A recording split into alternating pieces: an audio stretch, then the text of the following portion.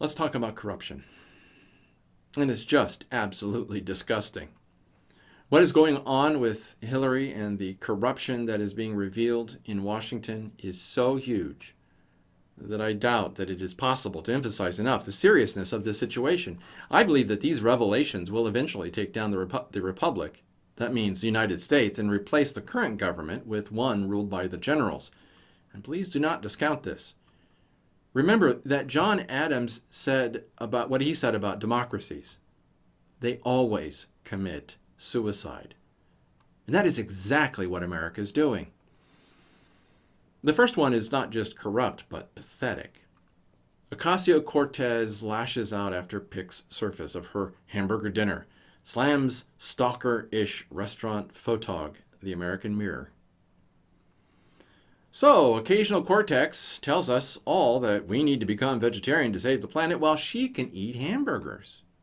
Remember, they are our overlords.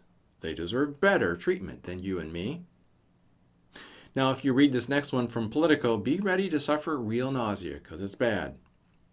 It's titled, "This is not a day at the beach. Pelosi tells moderate Dems to stop voting with GOP." What a sick and twisted government. America should be ashamed of the monster they've created. I'm an American. I'm truly embarrassed by what we Americans have done. When you elected your congressman, you thought that you were going to have someone who would vote for the things that he promised to vote for. You were expecting him or her to do what he said. He made promises, and you expected him to deliver on those promises.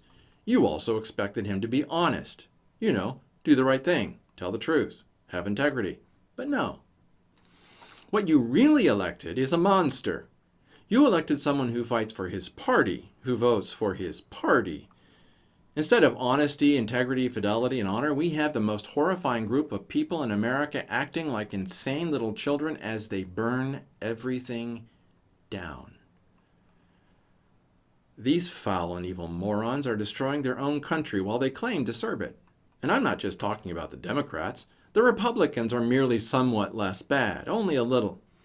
I'm insanely angry at the Republicans, and I had a chance to see how evil they were while I was on the inside of the Republican Party machine in Indianapolis before I left for Israel in 1992. These people care nothing for their country. They only care about power and how they can get more of it. And we were fools to give them the ability.